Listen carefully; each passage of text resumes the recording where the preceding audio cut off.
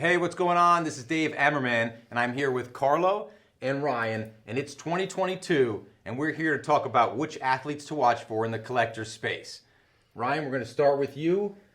Who's the guy to look out for in 2022 and why? Let's dive into it. All right, so I have a few, but I'll start with one that's going to throw you guys off a little bit. So my personal opinion, Aaron Judge. Now, a lot of people are going to say, I'm not a huge Aaron Judge guy. If you're not a Yankees fan, I understand it. But if you look at it from the broad spectrum of what's about to happen, he's going to be named captain. It's going to happen sometime in the next 2 years.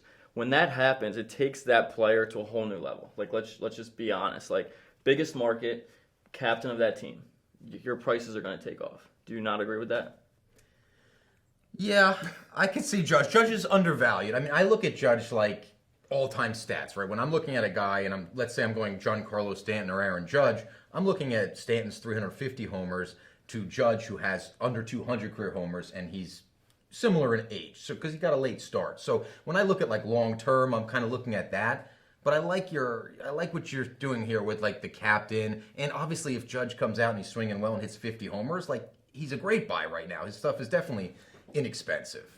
Yeah, I mean, captain, Yankees, it's kind of that allure, that appeal. There's always a premium to those things. I think, obviously they're the most popular team in professional sports, arguably. So I could see that. I wonder if he starts getting back up there. His numbers dipped a little bit, but he's the big guy in the big city. First of all, he had a great year in 2021. He was a top 5, 10 MVP guy. Easy. But here's the thing with Judge. He comes out, he hurts himself. I think he's done value-wise. I don't think you can come out at age 30. You've been injured off and on last few years, and all of a sudden here you are. You're going to have a big year. Yanks are going to make it down, and he gets injured, misses a few months. I think collectors are out on Judge. So you think one more injury kind of solidifies him as just injury-prone, and his career will just kind of always be known as that? I think the issue... Think about those rookie season. I mean, he took the world by storm. Yeah. Had a couple injuries, and then last year had a full season of health. And he was MVP conversation. He's got to hit home runs. He does, but I mean, he that's what he does. Right. And he's in the lineup, and he is beloved in New York. So in a town like if he was in like Cincinnati or something like that, he would be irrelevant, to be honest with you. Yeah, no, I agree. When agree. you're in New York, like it's just that magic behind it, especially if you become the captain of the Yankees. Like that's something in history. No matter what you do career-wise, like that's always going to be a bump. Like that's always going to be something that holds value because of that. The way the fans look at you. It's just... Of course, and he's one of the top-selling MLB players last year. He's one of the top-selling baseball players every year. So I definitely see that if he comes out hot, his value is going to go up. For me, though, with Judge, and I'm a diehard Yankees fan, you know that. I'm a Giancarlo guy, a little bit more so, but I like Judge, and I like him more now than I did the last few years.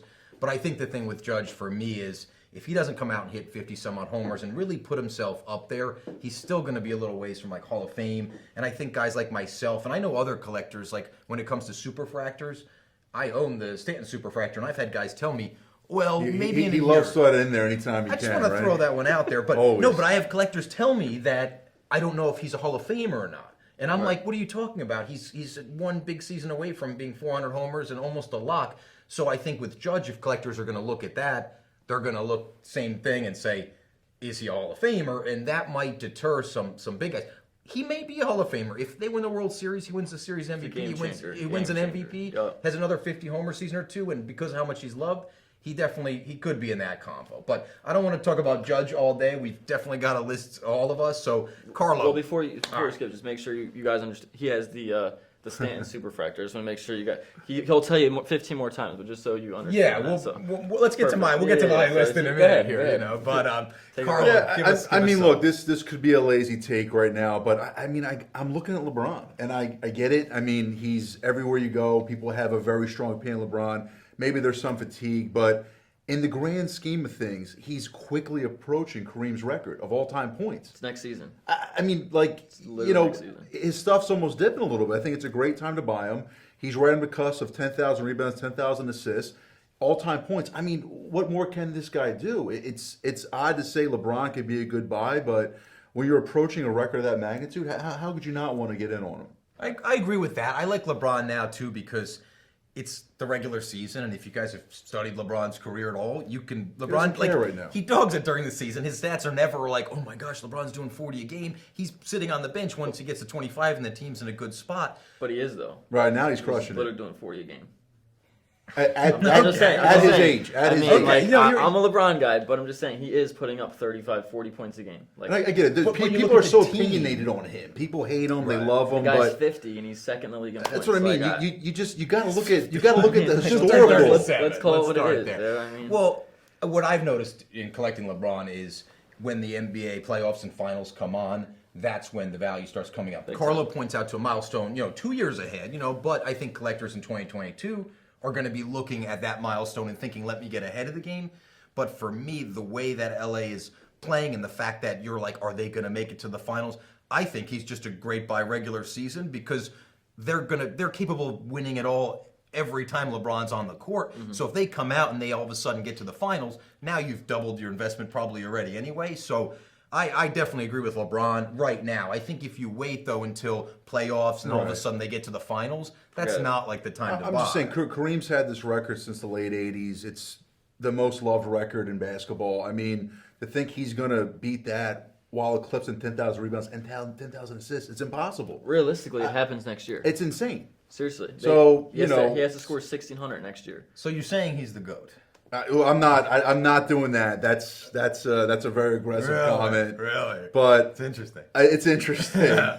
I'm saying he's top three, and I don't think anyone can debate Top that at this. three. I mean, listen, Jordan, Kareem, LeBron, you can mix them up any which way you want, but those records are very impressive. He's Well- top two. Let's just. That's fine, let's top call- two. let's call it what it Well, is. while we're talking about top fives, I actually have a player who's in that category. Okay. Some might argue he's better. For me, a buy in 2022, someone to look out for, is going to be Bill Russell.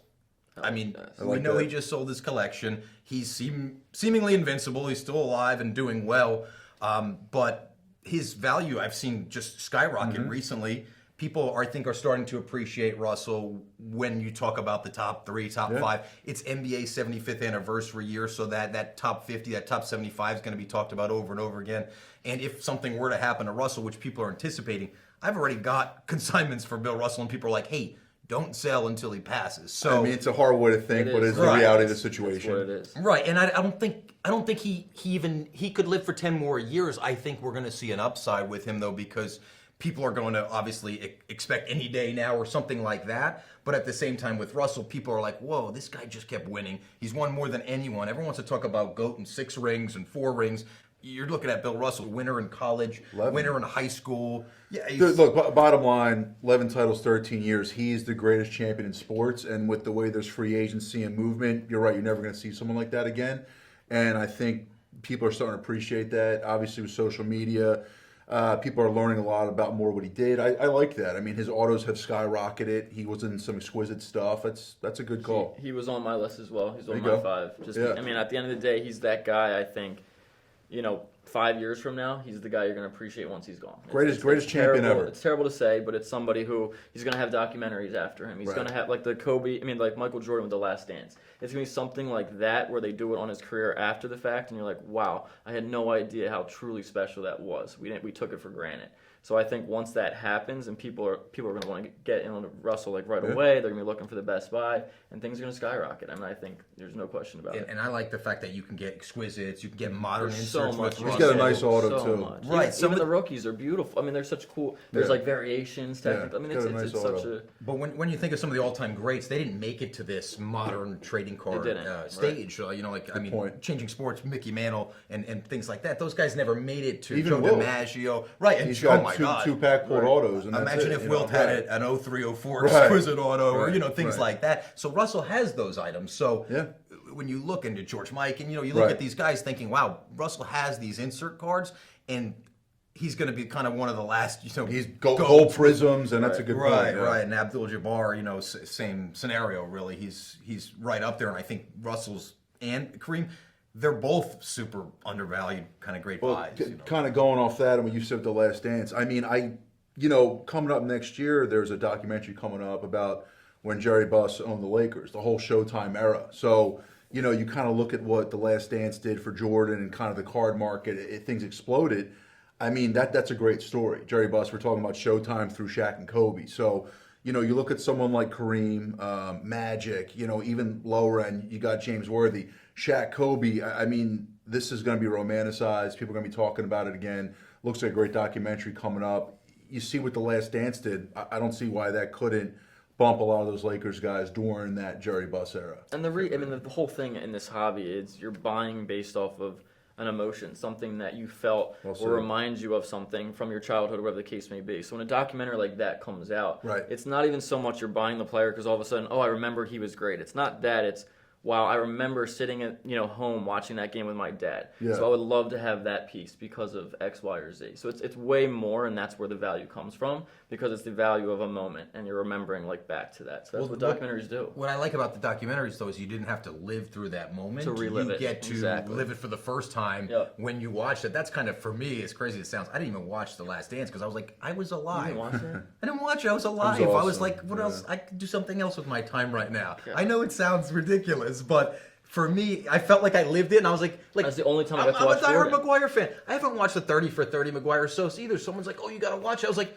I lived it. I stapled the articles to my wall. Like, I'll do a 30 for 30 about the 1998 season. So for me, maybe I'll find some interesting things out when I watch it that I didn't remember. But I think we're looking at a new generation of collectors that some of these guys are in their 30s right now that didn't even live through, they didn't get to experience stuff in the 90s even. They didn't get to watch hardly any Jordan. Well, they don't remember any. I never got to watch Jordan. I remember the Last Dance, seeing cards. I mean, you got early 90s Fleer cards, Jordan, they're skyrocketing. Everyone wanted to get involved. Everyone was selling the craziest Jordan. Last Dance, they were on the listing. It worked, I remember watching that, and I was actually watching with my dad, and I said to him, I pulled up eBay, and I was like, look at this. And there was so many cards that sold from Jordan in that exact moment while it was live, while it was streaming. Right. That's how quickly people react to that stuff. They just. So I could see that happen with the Lakers. Like I said, it's Showtime, and then it's Shaq and Kobe. I mean, the personalities, the history there. I think that's a unique thing to look out for. Those documentaries were huge, and this is a big one coming up. I think people are holding a little too much stock, though, in the documentary as well. Because they're like, oh, the Tiger documentary is coming out. Let me wait until Tiger comes out to sell. Then it comes out, and you see some things that you're like, whoa, maybe that didn't put Tiger in a good light. So people are really timing them, and I want to sell during the documentary. Do you think Jordan's thing put him in a good... Well, you didn't watch it. Do you think Jordan's thing put him in a good light? I mean, otherwise. It wasn't good. I mean, to me, I never watched Jordan, so I'm watching this, and I'm like, this guy's...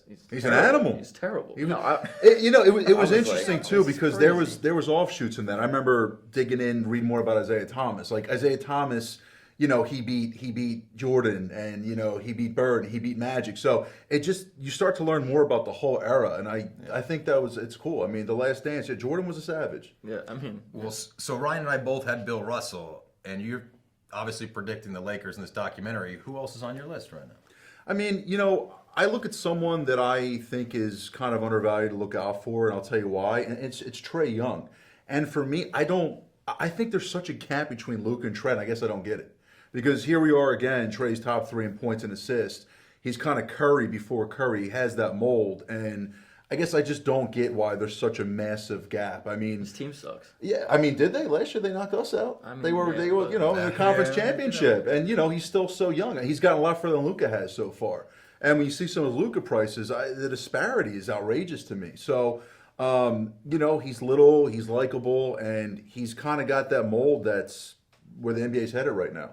So is Luka overpriced, though? That's a great point, too. Underpriced? Or is it neither? Right. I think, though, maybe a little bit of a correction on Luka. And look, Luka's great. Obviously, the upside's tremendous. I love him. But, here we go again, and he's kind of hurt. What are the Mavericks going to do? 7th, 8th, 9th, 10th seed? Maybe make the playoffs. He'll make a game-winning 3 in the first round, and stuff will double in value. But how many times are you going to do this? To me, though, I know they're so young. If you look at a Trae, this is just my personal take on it. I get where you're coming from. I personally don't think, for me, I would put him on my list. If I look at it, he kind of reminds me of a Dame Lillard. Now, Dame's an amazing player, but he's never going to have that hobby love. It's just not. I feel like a lot of that's his own fault for being so loyal. If Dame moved true. to a bit, so you got to sell the shakes out. I just see it being where his career could play out. Does he turn into a Dame? Which is not. It's a great thing. Right. I mean, he's a multi-time All-Star. I mean, he's an unbelievable player. But it's just on that grand scheme of things. I don't know if he'll ever be a true superstar because of that. And Top I think 3 points and assists again. It's just. I just think he has staggering too many already. shadows to Yeah. follow. I mean, if you say best shooter, he's following Steph Curry. If Yeah. he's like, there's just so many other people Right. who's kind of like his game imitates Yeah. that I think kind of hurts him a little bit. That's just my opinion. I don't know. You agree with it? I think here's the problem for me with Trae Young. We're looking to collect, or at least people should be looking at all-time greats. Yeah. Should Because they? they should be looking at all-time greats. And whether he ends up like Steph Curry, who I think has established himself as an all-time great, or ends up like has. Carmelo Anthony or, Dame Lillard, for example, in 30 years, in 20 years. Now, again, if you're buying to flip Right. or if you just like the player, it's one thing. Yeah, I think Trae Young, you buy him now, you sell him during playoffs, you sell him in a year or 2 or 3, then yeah, that's probably a great buy, even though That's kind of my thought there too. But yeah, I'm looking right. If we're looking at all-time greats, I'm going across sports. I'm going into interesting and different sports when I'm looking that way and thinking who are the all-time greats, because I feel like it doesn't matter the sport necessarily. If it's a real popular sport, we should be looking at least to invest in the all-time greats. But I do agree, Trae Young, at least in comparison. I've used the comparison many times. Look at Steph Curry's Right. National Treasure rookies and look at Trae Young's, and to think Curry obviously is a tough shoes to fill. But it took him a while to get there. Remember, he was, it wasn't great. He was very injury prone at the beginning. I'm just saying, Trae's way ahead of where Curry was in juncture of their careers. Does it end up that way? Who knows? Right, they end up winning 73 games and Right. some championships and MVPs, a little different animal. But Not finals MVPs, of course, for Curry, but it's a different story. Well, you got Kevin Durant and nice supporting cast. And you had like LeBron, the best player in that. Anyway, But he's the greatest shooter of all time. He is. I mean, it's a fact. So I mean, like. I can't argue that. So it's it's one of those things too where I think it's pretty big shoes to fill. But I see what you're saying. It could happen. I just think there's so many things that have to happen that for me personally it's a little early. That's how I see it. What else we got? So What else we got? Well, this is I'm looking at Ryan's list what right else here. we got? Look, I'm seeing Don't be Steph. cheating. I'm seeing Steph is a good buy. Segue? While Is we're this on a Steph segue? Curry, While we're on Steph Curry, like, is he undervalued? He's a good All buy right, in all right, 2022. all right. He just broke the record. So I mean, what does he have to do right now? Win the championship? Can I talk or Yeah. Okay, thank you. All right, so Steph. All right, I understand. He broke the all-time record, and he's on a level that right now his prices are going insane. But he's still got so much time left. Like, I think we're getting so caught up, and he's the all-time record holder of this and that. He's just going to continue to set records every game he plays. And it's not like he's 40 years old. I mean, he's 34 years old, 33, 34. He's a pure shooter. He's got at least 4 years left, at least. In those 4 years, does he not get another MVP? I think he does. He's a pure shooter. Does he but not get another championship? I think he does. We'll see. I mean, in 4 years, you don't think he's got a chance? He's doing all this without Klay Thompson. Yeah, we'll see. Klay Thompson comes back. I mean, to me, there's at least one I more MVP think he needs in a the Finals championship. MVP still. I mean, he's 3 titles now. Durant has 2. Iguodala has 1. I think he needs a Finals MVP. Someone Personally. texted me not that long ago and literally asked me, do I put Curry, forget about the LeBron Jordan combo. They said, is the combo now Jordan Curry? I mean, I'm sorry, is it Curry LeBron combo that we should be having right now? I thought it was ridiculous as well. 2 totally different players. Yeah. But no, for right now today, I think I saw something that Curry is now drawing in the biggest crowds when he's on the road, and that was always LeBron forever. So that does tell you something. Curry has become the biggest draw in the NBA. So. He definitely has that kind of global impact. Yeah, I think what you do on and off the court and, Yeah. and as a person as well is important. LeBron's kind of outspoken. Right. Curry's a family man. The wife and the Yeah. kid always around. Carlo loves them. Always got his act, yeah. Yeah, and everybody as well. And aside from just you, I mean, a lot of people are, they love to see the family. He's got the daughter, so cute. So when you see that, and you're like, okay, like I gotta like this guy even more. He's the good guy. Hey, he's throwing the mouthpiece when LeBron's blocking him. He's throwing the mouthpiece around. But it's a show. He's an act. He's an act. That's what I see through the act. Not everyone get it. I mean, LeBron puts on. I mean, that's my number one guy. But he puts on. Every player does. Like they all do. I mean, it's all part of their shtick. That's what makes them. I don't know. I mean, Well, I have someone that I think personally is better than all the players we named, who's not even being talked about now. So for me, this is a sleeper in 2022. A lot of people are not buying, and I've watched his value dip, and now's the time to scoop. Zion Williamson. Is he or is he not going to be the best player in the league in a few years? I think he could come out later this year and put up league-high scoring numbers. I think Right now, what we're watching, though, with Zion, it's obvious, right? As 76ers guys, right, you know what happens when your team starts out and you keep losing games. You're like, hey, let's keep our number one pick down. Let's play up the injury so next year we can get another good pick. And then all of a sudden we might make the NBA Finals or, do something like that, if not for Ben Simmons or, anything like that. But I think with Zion, that's kind of what we're watching. Anyone that's like, oh, this guy's hurt. Yes, he's hurt, but, and yes, he weighs 300 plus pounds or whatever. I get all that. He's still jacked. Yes, and Dude's a freak. He's intentionally not playing right now because the team's horrible. If the team was in contention for playoffs, he'd probably at least get out there in the next few weeks. During his debut season, he didn't start until mid to late January, which we're not even at that point. So even if he starts in a few weeks from now, he's still going to have the same amount of play time, if not more, because they babied him a lot during the rookie season and the knee injury. So I think we're going to see him come out maybe later this year. And I think as soon as he gets on the court, the Prism rookies are going to go right back to where they were at, or at least get close. And right now, they're less right now than the minute they came out of the packs. I just wonder at what point do collectors, investors, fans, whatever, they start to lose that confidence he's going to stay on the court for more than 50 games. I agree. They've lost it. They've lost the confidence. Right. But you're right. When does it come back, though? Keeps getting pushed. With all due respect, next year, he came in at 450. You can't. He blew up. It is what it is. It's fine. But I'm just saying, you're this premier superstar with talents that people have not seen in decades. It's unbelievable. But at the same time, you can only say that for so long. Your hype and your what if can only take you so long. You got to perform, and he does perform when he's on the court. He does, but it's 1/5 of the time.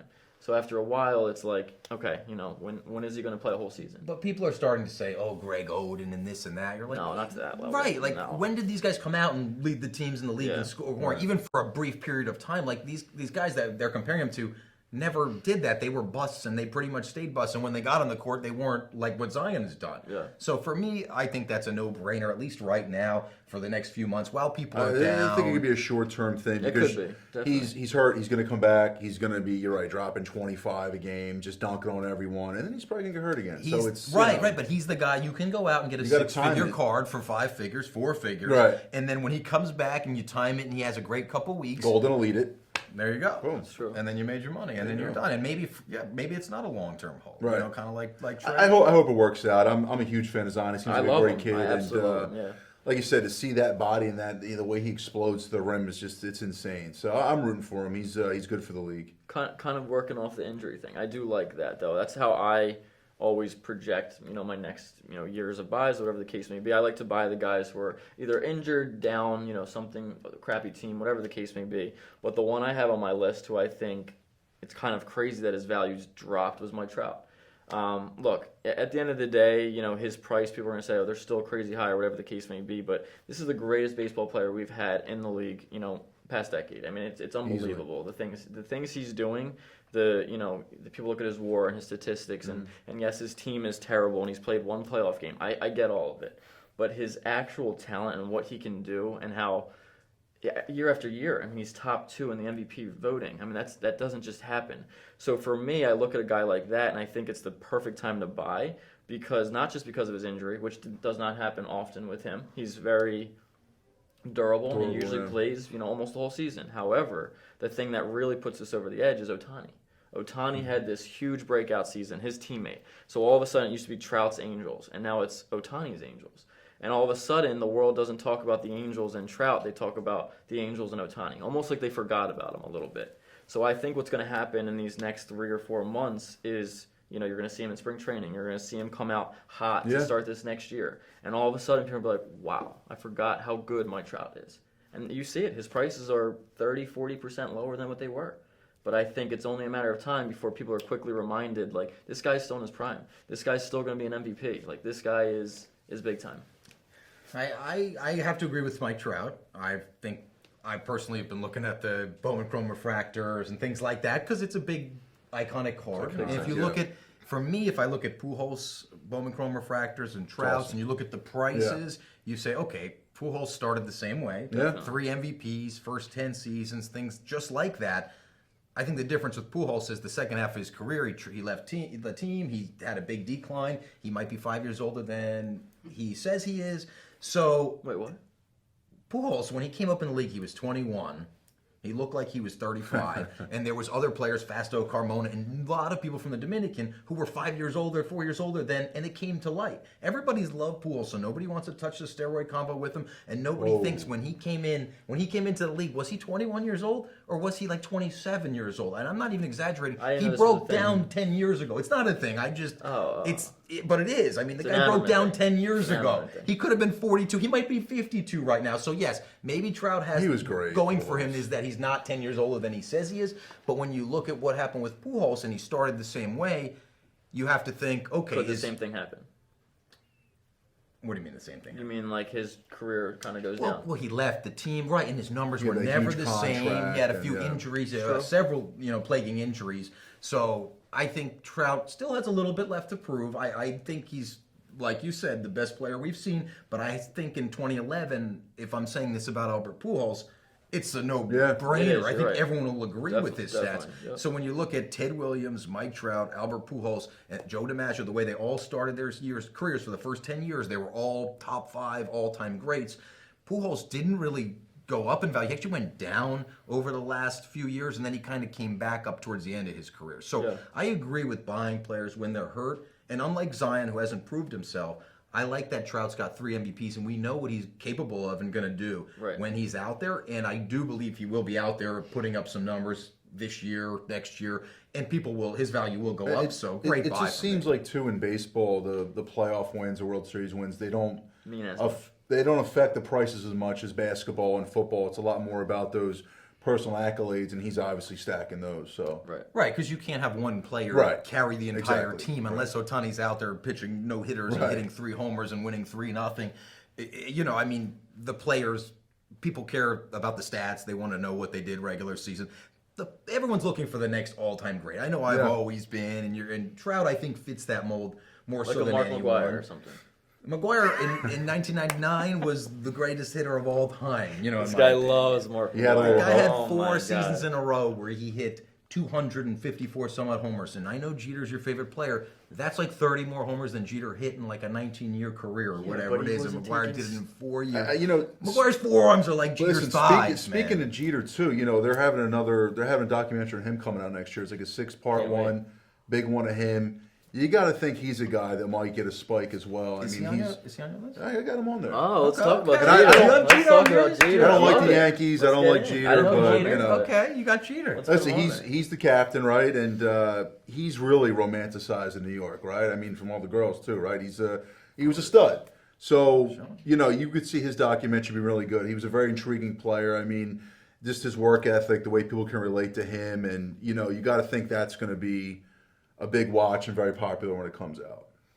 And listen, he is more than just the SP rookie. I mean, he's got still some undervalued rookie cards that you can find there. So I'm not saying you need to go find the foil rookie. We know that card's out of control, but there's so many great Jeter rookies that are still undervalued, and something like that could really help those spike. I love that. I think the issue with the Jeter rookies, though, is that it came out in a time where they were just printing these cards. You could buy them inexpensively. We'll see them go up, but it's going to be the rare ones that you couldn't really find in all those boxes that are still floating around out there for $100. It's like the Griffey rookie. Right. The 89 Tops, the 89 Don Russ, like those are never going to go through the roof, but the Tiffany, even the Upper Deck, we've seen it like really climb, but that's also one of the most iconic cards. Jeter, iconic card. I don't really think he has one. I mean, the SP rookie, obviously, in a 10. Crazy iconic. Okay, it's an iconic card, but it's not top 25, top 50 like the 89 Upper Deck or the 52 Mantle. It's it's probably a little in the ways 90s, out. what's more iconic? Yeah, it's up there. The 90s. Yeah, that's the most 97 iconic. Bowman Chrome Kerry Wood was No, oh my god. That's the most iconic card in the 90s. It probably is of the 90s baseball. And it's become more mythical as the years have gone on. So, you think a documentary on him in New York and being the captain and just, all those memorable plays he made, it's going to be a good scenario for Jeter collectors. And kind of like we talk about, it's not, it's not just the player, it's everything. No matter if you're a Boston Red Sox fan, I mean, I'm a Jeter guy, he's my favorite athlete ever, but breaking it down on like what he brought to not just the game, but off the field, like you said, I mean, and the city, New York, man. The guy just won it life. I mean, the hottest girls, he dated them all. His teammates loved him. He was the captain. He was in the biggest, market in the world, and people just waited for him to crumble, and he never did. He played better under the pressure. He lived for that. Like his ending of his career, it was like a storybook. I mean, everything just like adds up to this perfect image. That's going to be a great documentary, and people are going to love that story. Yeah, exactly. Yeah, I agree. So, I think for the guys that grew up in the 90s watching players like Mcguire hit 70 home runs, and Jeter, who's on the Yankees, where I live 20 minutes from the stadium, I'm going to ticker tape parades, I'm rooting for the Yankees. To me, I was like waiting for A-Rod to come on the team, a guy who's going to put up 50 home runs and all-time great stats. And Jeter never got that MVP award, even though the one year he should have when Maurer won it over him. He got robbed a few years later on MVPs, but he kind of like, it was like accumulation as well. His career hit numbers. He did. I mean, he without Jeter, they probably don't win several of those World Series. So I totally agree with that. But I think to Carlo's point earlier, yes, it's New York, and if he wasn't a Yankee winning, if Jeter's any other team, you're right. Is he even close to Derek Jeter? And Maybe this not. is coming from a Yankee fan who in the 90s, right. I'm looking at stats and the National League players who have 2 or 3 guys hitting 60 homers a season, looking at these RBI numbers that are just unworldly. I never could even get into like game used Jeter bad or something like that. For me, at least in the 90s, because his stats were just so far away from like the big power hitters of the 90s. But I think, yes, you look back at the fact that he never really had any controversy off the fields, or anything. But I think now he's with the Marlins. We saw a little bit of the start of controversy. He was signing with Steiner and just signing everything 25 times a year, and his autos were just polluting the hobby. However, now I know it's a little harsh. It's a little dramatic, polluting the hobby. It's Pete Rose over here. But Pete Rose. There's Mickey Mantle, Joe DiMaggio. The same thing occurred with him. Why do you think Roger Maris's autograph is 10 times Mickey Mantle? Because he didn't sign. He died before the big signing boom in the late 80s, early 90s. But with Jeter, where I'm going with this is when he left Steiner right after his career in 2015, he didn't do another signing until I think this year is the first signing that we've seen from Jeter right now. I actually have my World Series tickets that when I went to the game 1 in 96 being signed by Jeter right now. So he hasn't been signing, so we're going to start to see some pop, on like the Jeter signature values if you haven't seen some of that already. But you're also missing like Jeter in that retail market where people were just getting banged over the head with these $1,000 signed baseball prices. Now that everyone can go on eBay or online and say, hey, these are $200 baseballs. They're not $900 like I was spending 10 years ago. I just feel like 2014, when the last year of his career, everybody kind of went crazy and his values went up. Just like anybody, they dip, after, and then they kind of slowly go back up. So you see a documentary on him and what he did for the city of New York and his leadership and just everything. He was New York, you know what I'm saying? And winning titles, he was the ultimate leader and teammate. People are going to resonate with that. I was at pretty much every big game Jeter for his past season and a half. Me and my dad would go to all the big games. And I was also when he got his number retired. And I'll just never forget how loud it was. I'm just going to say that. I was there. I've been to so many sporting events, but I've never been to something where you couldn't even hear yourself think. That's how incredible this was, just of him being on the field again in Yankee Stadium. It's a good role model. Once he left, he didn't just go to sports broadcasting like every other guy. He kind of faded away. Yes, he bought the Marlins and all of that, but you didn't see him all the time. So, and I don't blame him. He's married to Hannah Davis. He was always see me smart. either. I would be home every. It wasn't like day. A-Rod, dude. No, I mean if I was married to her, I'd be home every day too. But that's the whole point of it. Is he kind of remained untouchable, which like he did his whole career. He just carried that right into his private life. Yeah. And that's he'll awesome. become more mythical as the years go on. When you look at the grand scope of what he did, I think. I agree. But I agree with you numbers wise. Well, and that's kind of why it's like you almost had to be there a little bit to understand that, because the flip play, the extra dive in the stands, you don't the hitting the ball the opposite field, making contact, just a guy who's up at the plate who's going to add value to your team. Yes, but you don't necessarily see that always in his numbers. So, that is something that the guys documentary is going to portray that, and people are going to go crazy. Well, it's way more than the numbers. You're right. I was there, though, when they retired his number, and I've been to World Series games in Yankee Stadium, and it was louder when he Right. took the field couldn't- there than couldn't anything. believe I was it. in the hallway and everybody just raced up, you Cool. know, that was because you can see on the field, and it was so loud. I mean, the chills just even Yeah. thinking about it right now versus that moment, it was insane. You can't explain it. I mean, unless you're there, you couldn't explain it. I Everybody could at the not hear same anything. moment, it was like a walk-off Yeah. World Series home run, just going nuts. And You guys at this are juicing time, me up right you now. appreciate Let's it. go. It's unbelievable. Well, when you're watching It's 5 unbelievable. World Series titles, you know, over the past 20 years, you know, you get to appreciate those things more so because we haven't had one in 10 plus years. So now you're like, you really appreciate those 90s Exactly. and 2000 Yankees when you're not there winning. I remember in 01 when we were up in the 9th inning and I had my buddies, we were in college, we were like, all right, we'll meet you here, we'll meet you there. We were planning the after parties, the World Series celebrations, and then obviously Blip. Luis Gonzalez, the blip, everything happened. I've never seen a mood killer. We all like simultaneously text each other, we're just gonna call it a night. Yeah, we're not doing anything tonight. It was done, and we were like, You we feel it just in a lost. different Like way, we yeah. hadn't lost in 4 years. Like, Right. and we were winning. going I'm, into listen, Game I'm 7. happy you lost. I'm a Yankee hater. I don't like you can just buy championships and do whatever you want. When the Phillies lost to the Yankees, that was heartbreaking for me. So I'm still a little You're salty. still bitter. I know, and now that I'm down here, you know, with Goldin, I have Yeah. to look at all my neighbors at the bus stop with my kids who hate the Yankees, and Right. it, you know, it stinks. At least Krupa's down here is a big Yankees Come fan, on. and we're going to bring as Always. many Yanks fans to Goldin as we We can. don't need them, man. Speaking of World Series wins, I have someone on my list who he might have maybe didn't win one recently, but I think with the Atlanta Braves winning one recently, Hank Aaron, and the fact that he was all over the World Series media, he passed away this past year, and I've actually heard from some pretty good sources that they're going to be doing a lot of honoring of Hank Aaron throughout this baseball season. So I think Hank Aaron is one right now before the season's going to look out for, because in 2022, I think we're going to see maybe some Aaron patches, maybe the Yeah. All-Star game or some other things Smart. dedicated to Aaron, and I think he's going to just constantly be out there. And even in addition to Aaron, I have another player who is often compared to him, but starting with Hank Aaron, for me, I think you can't go wrong with one of the top 10 players of all time. I mean, I agree. Honestly, that one I can't really say too much about.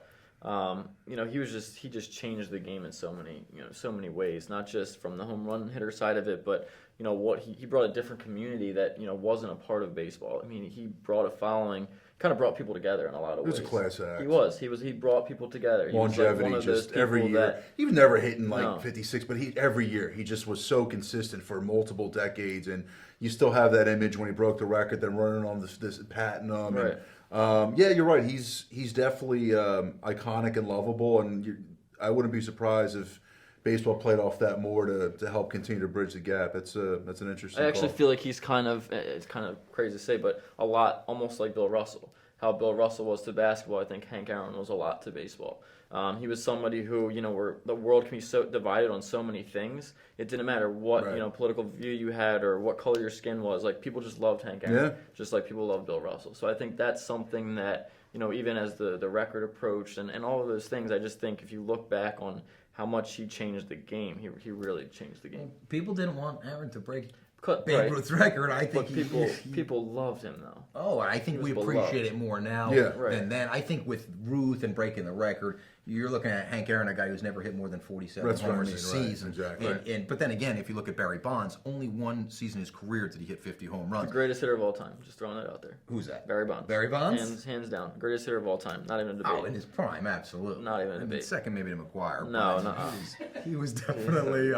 I just think Hank Aaron. For me, Hank Aaron, like again, accumulation of Right. stats, but consistent 20 plus every year. Did win the series in '57, beat the Yanks. That was a tough one for me personally. And his rookie card's awesome. So, Oh yeah, well that's so and gorgeous. those have gained a lot Yeah, of they steam. I have. love that the vintage Hall of Fame rookies, but even more so, like look at his modern insert Yeah. auto cards. You get a Hank Aaron auto card, and you're like, it's $100. Now we're paying $1,000 for that. Rightfully And so. I think it's going to keep going the other way. It's just tough, I think, with baseball, worldwide popularity, the way the hobby's taken over the entire world. I'm waiting for baseball to kind of catch up with some. I mean, it's not going to probably get to where basketball, even football, soccer now, the soccer cards are kind of gone crazy. So I'm waiting for baseball to refill that because as a child here in the U.S., I was a diehard baseball. It was all about baseball for me. I know you grew up with a big basketball guy, and I'm just waiting for baseball to kind of start taking some leaps internationally. I'm sure, they play a game in London. They've done some little things, and I understand the Korean baseball, Japanese baseball leagues, Cuban, South American. This baseball's popular, but it's just not. No. People aren't dying for baseball like they are for basketball. It's all about modern basketball and vintage baseball, man. I'm a classic guy. To me, those are the two driving forces. So. I think for baseball, I think the biggest issue is they never have the one face. You look at Trout, they wanted him to be the face of baseball for the longest time, but he's a shy guy. He doesn't want that limelight. He doesn't want that spotlight. So it's something where I think they're constantly trying to juggle who the next face of baseball is. And I Griffey think was great for that. He was perfect. Say hey kid. Man. The hat backwards, he was a good kid. It's tough with baseball, and the problem also is because you have to remain consistent. It's a game where you can miss 2 out of 3 times and still be a Hall of Fame caliber guy. So you're going to have those off seasons, and then all of a sudden, this guy's not the face of the baseball because he's just having a horrible year all of a sudden. We're like a LeBron or a guy in football, basketball can take over the game, and you just know when he's out there every time. He's not going to go through these slumps like you do in baseball for a month or two. So when you're trying to find that face of baseball, it's going to be hard to find a guy who every year can go out, stay healthy, win, be in the spotlight. His team can be good because the teams kind of go like this, unlike in basketball where one guy's on the team, they're going to win every year or things like that. Right. So it's harder to find the face of baseball. There's not Derek Jeter's born every day. I get it, man. I definitely get it. Yeah, I mean, Jeter, while he was playing, I can't say he was the face of the league, really. While he was playing, who was the face of the league? Griffey, Mcguire, Okay, Bond, Sosa. We've said Mcguire way too many times. I don't even get it. Everybody put a Mcguire poster on the wall. Because you probably put it there. I did, actually. But I agree. I'm listening. My list is done. No, your list is not done, actually. Yes, it is, bro. I'm done. What do you got on here? The other name is my own, dude. I'm coming up. But that's it, dude. I'm done. That's it? That's it. Who were your 5? That was only LeBron, Trae, the like Lakers, Jeter. No, I got it, man. Mine were many combined. So. All right, so Carlo was right. What else you got? Me, I was right across. If we're looking, let's just we'll dip away from the vintage because I do have Willie Mays on there as well, and him and Hank Aaron, kind of the similar thing. But for me right now, I'm thinking David Ortiz is an interesting one. And random, right? Yeah, and that's why it's really random. It is, but it isn't. You lost. It is, but it isn't. Right. That's why it's a good person to look at in 2022. What can we say about David Ortiz right now that we couldn't have said couple weeks ago? Well, I guess we could have, but David Ortiz, he's on the Hall of Fame ballot for the first time. Okay? Everybody says Ortiz is getting in the Hall of Fame. He's still in the public eye too. He's active. You see him commentating and doing things like that. Yes. He's Big Papi. Yeah, but I think we're gonna see if Ortiz gets in the Hall of Fame. We're gonna see if what that's going to do for the future of the Hall of Fame. People have to remember Ortiz got suspended during his career for taking a banned substance, and if Ortiz gets in, then all these other guys are going to have to get in as well. And everybody has already said Ortiz is a first ballot Hall of Famer.